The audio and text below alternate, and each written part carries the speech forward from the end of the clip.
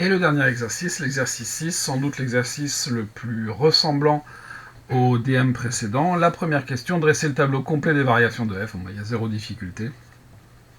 F est dérivable sur i en tant que quotient de telle fonction.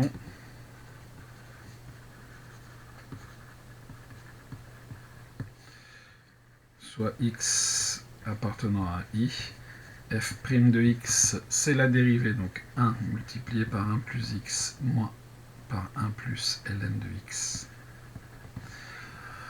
Moins 1 sur x multiplié par x sur 1 plus ln de x au carré, c'est-à-dire que l'on va avoir ln de x sur 1 plus ln de x au carré qui est supérieur ou égal à 0 puisque x est plus grand que 1.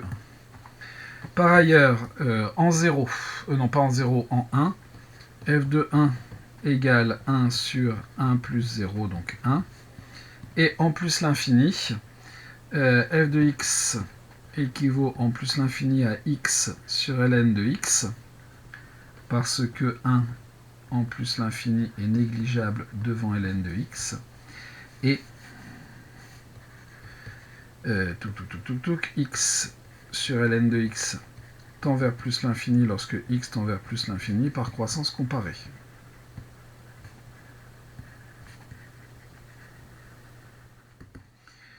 Donc, f de x tend aussi vers plus l'infini quand x tend vers plus l'infini. Ce qui nous permet d'écrire notre tableau complet de variations. X, 1 plus l'infini. F' de x, hop, on a dit que c'était toujours positif. Donc les variations de f, on a une fonction croissante plus l'infini. Et en 1, ça fait 1. Ça, c'est réglé. Deuxième question. Montrer que pour tout x appartenant à i, f de x appartient à i. Bon, bah, soit x appartenant à i, d'après le tableau,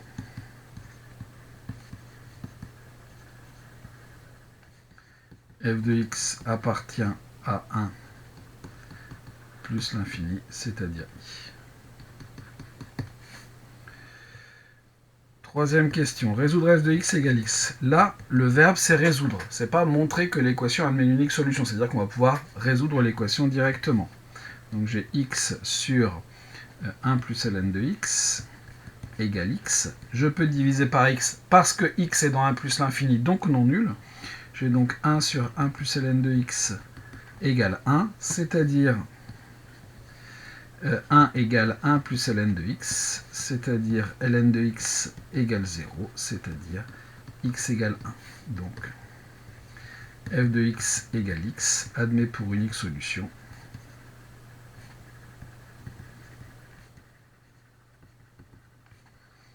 x égale 1.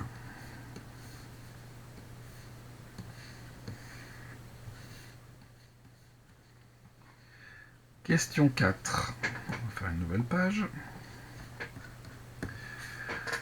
Montrer que valeur absolue de f' de x est inférieure à un quart. Donc on sait déjà que pour tout x appartenant à i, f' de x est positif. De plus, f' de x, on a dit que c'était, je ne sais déjà plus, mais ln de x sur 1 plus ln de x au carré.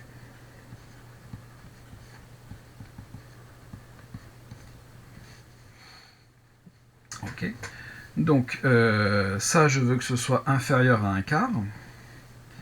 Ça équivaut à 4 ln de x inférieur ou égal à 1 plus ln de x au carré. C'est-à-dire 4 ln de x plus petit que 1 plus 2 ln de x plus ln de x au carré, ce qui équivaut à 1 moins 2 ln de x plus ln de x au carré positif, ce qui équivaut à 1 moins ln de x, le tout au carré positif, qui est toujours vrai.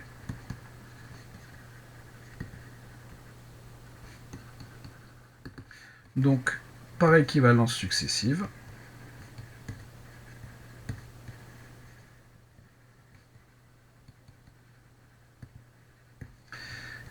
pour tout x appartenant à i, f' de x est inférieur à 1/4.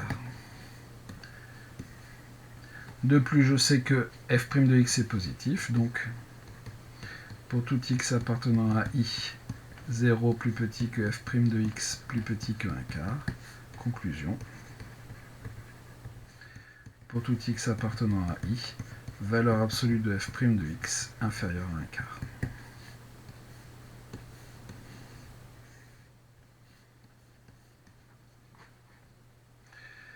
Question 5.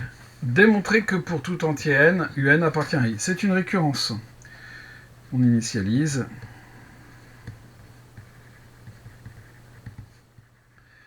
U0, c'est 2 qui appartient à i. Hérédité.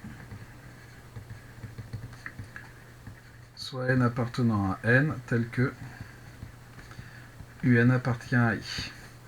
F un plus 1,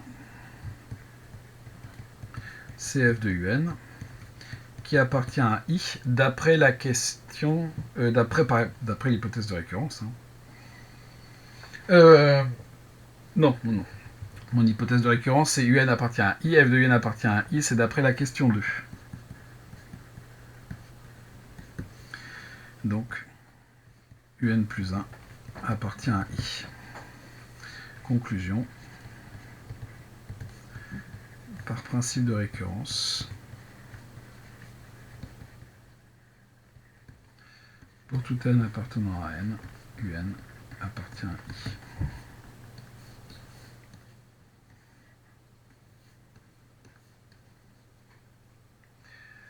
Question 6. F est continu sur i, dérivable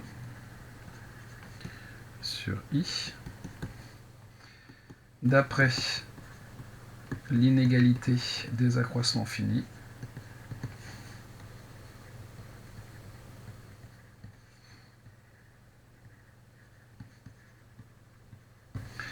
pour tout a et b appartenant à i carré, f de a moins f de b est inférieur au sup des f' de x pour x appartenant à i multiplié par a moins b. Or, 1 appartient à i, et pour tout n appartenant à n, un appartient à i, d'où pour tout n appartenant à n, f de 1 moins f de un, alors je vais mettre ça dans l'autre sens, comme ça on aura directement ce qu'il faut, f de un moins f de 1, inférieur ou égal à 1/4 des un moins 1, d'où pour tout n appartenant à n, un plus 1 moins 1, puisque f de 1 égale 1 est plus petit que 1/4 de un moins 1.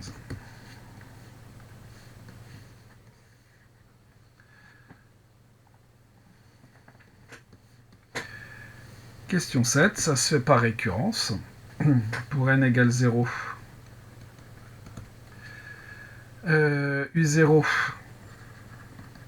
égale 2, donc U0 moins 1 vaut 1, qui est inférieur ou égal à 1/4 puissance 0. Soit n appartenant à n tel que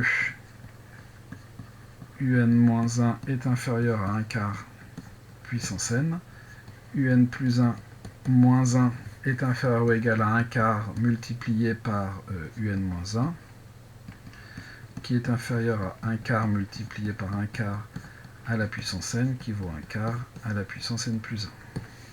Conclusion. Par principe de récurrence là aussi,